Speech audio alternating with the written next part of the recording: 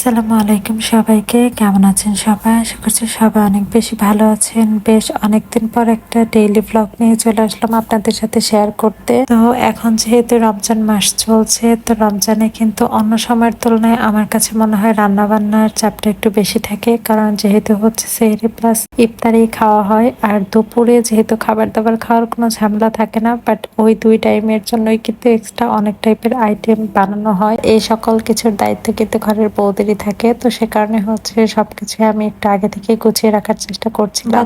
এইবারে আমার একটু খুশি থাকার কারণ হচ্ছে আমি বেশ কিছুদিন আগে হচ্ছে অনেকটা অসুস্থ ছিলাম। তো তারপরে টেনশনে ছিলাম যে প্রথম রোজাগুলো আমি যে কোথায় করব, আমি হচ্ছে শ্বশুর বাড়িতে করবো নাকি ঢাকায় করবো, এটা নিয়ে অনেক টেনশনে ছিলাম। কারণ সবাই জানেন যে মেয়েরা কিন্তু হচ্ছে প্রথম কিছুদিন রোজাও যদি হচ্ছে তার পরিবারের সাথে করতে পারে তাহলে অনেক বেশি খুশি থাকে। তো আলহামদুলিল্লাহ এবার কিন্তু আমার এই সুযোগটা হয়েছিল যে প্রথম কিছু রোজা হচ্ছে আমি আমাদের বাসায় করতে পারছি। আর তারপরে হচ্ছে আবার একটু ঢাকায় যেতে হবে, যেহেতু পরীক্ষার চাপ আছে, সেগুলো শেষ করতে করতে 15 রোজা পার হয়ে যাবে। আর তারপর হচ্ছে আমার হাজবেন্ডের অফিস যদি অফ হয়ে যায়, তো তারপর আর কি আমরা শ্বশুর বাড়িতে আর কি চলে যাব। তো সে কারণে হচ্ছে এবার বেশ ভালো একটা সময় কাটাচ্ছি। আর পরিবারের সাথে ইফতার সেহরি করার যে আনন্দ, এটা কিন্তু প্রত্যেকটা মেয়ে আসলে অনুভব করতে পারে। আর বিয়ের পরে এই সুযোগগুলো কিন্তু খুব কমই থাকে, বাট আলহামদুলিল্লাহ যে এইবারের হচ্ছে আমি এটা মিস করতে হয়নি। আমি হচ্ছে আমার বাসাতে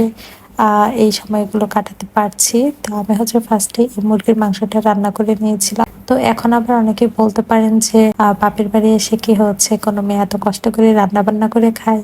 আমিও হচ্ছে আরামেই থাকি, কিন্তু এইবার যেহেতু হচ্ছে হুট করে আমিও অসুস্থ হয়ে আমার একটু হচ্ছে অপারেশন হয়েছিল, বাট এখন একদম ঠিকঠাক আছে আলহামদুলিল্লাহ। বাট আমার আম্মাও যেহেতু হচ্ছে চোখের অপারেশন হয়েছে, তো যার কারণে তার হচ্ছে আর কি 3 মাস রান্না করে আসা নিষেধ। তারপরেও কিন্তু আমাকে তাদের দেখা যায় প্রায় সব ধরনেরই হচ্ছে কাজকর্মগুলো করে দেয়, আমি জাস্ট রান্নাটা করি।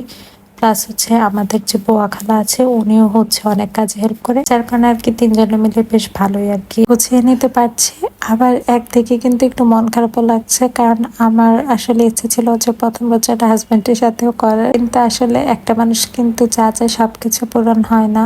আর এদিকে আমাদের কিন্তু হচ্ছে 21 তারিখে আমাদের অ্যানিভার্সারি গেছে আর কি, প্রথম অ্যানিভার্সারি ছিল, বাট সেটা হচ্ছে আমরা দুইজন দুই জায়গায় থাকতে হলো। ব্যাপারটা অনেক বেশি কষ্টকর ছিল, বাট আসলে এমন এক একটা পরিস্থিতি হয় যে পরিস্থিতির কাছে তো সবকিছুই হার মানে, সে কারণে আমাদের অ্যানিভার্সারিটা কিন্তু আর হয়ে ওঠেনি। তো যাই হোক, এখানে কিন্তু এদিকে আমি হচ্ছে মাংস রান্নার জন্য সব ধরনের মশলাগুলোকে অনেক সুন্দর করে কষিয়ে নিচ্ছিলাম। আর পেঁয়াজ কাটার পাটটা কিন্তু আমি সবসময় অনেক বেশি বিরক্ত লাগে, যার কারণে খালা হচ্ছে সবসময় আমাদেরকে এই কাজগুলোতে হেল্প করে থাকে। প্লাস হচ্ছে একদিনে উনি আমাদের হচ্ছে আদা রসুন সবকিছু সুলিয়ে দিয়েছিল, তারপর জাস্ট আমি ব্লেন্ডারে ব্লেন্ড করে দিয়েছি আম্মুকে, যাতে আমি চলে যাওয়ার পরে হচ্ছে বাকি কাজগুলো আম্মুর জন্য একটু ইজি হয়।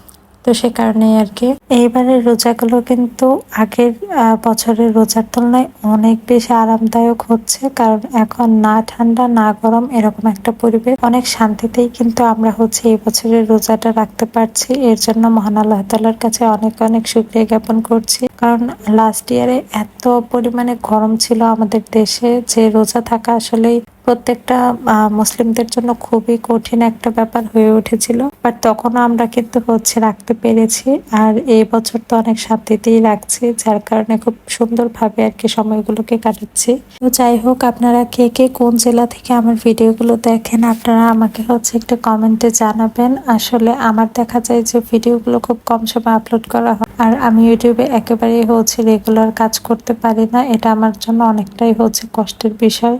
আমি খুব চেষ্টা করছি, কিন্তু কেন জানি না সময়ের সাথে মানে আমি হচ্ছে তাল মিলিয়ে চলতে পারছি না, হয়তো সে কারণে আমি হচ্ছে রেগুলার ভিডিওগুলো আপলোড করতে পারি না। বাট দেখবেন যে হচ্ছে প্রত্যেক সপ্তাহে চেষ্টা করি না হলেও একটা ভিডিও আর কি আপলোড করার, লং ভিডিও। আর আমি কিন্তু হচ্ছে রিসেন্টলি এই একটা পেজে long plus short video upload করে থাকি। যাই হোক, আপনাদের কার কাছে আমার ভিডিওগুলো কেমন লাগে আপনারা আমাকে চাইলে কমেন্টে জানাতে পারেন। তো আজকের এই ছোট্ট ব্লগটি আর লং করছি না, ব্লগটি এখানেই শেষ করছি। আসসালামু আলাইকুম সবাইকে। হ্যালো এভরিওয়ান, কি খবর সবার? তোমাদের সবার পছন্দের নাফিসা আপু কিন্তু চলে এসেছে আজকে একটি ছোট্ট শর্ট ব্লগ নিয়ে।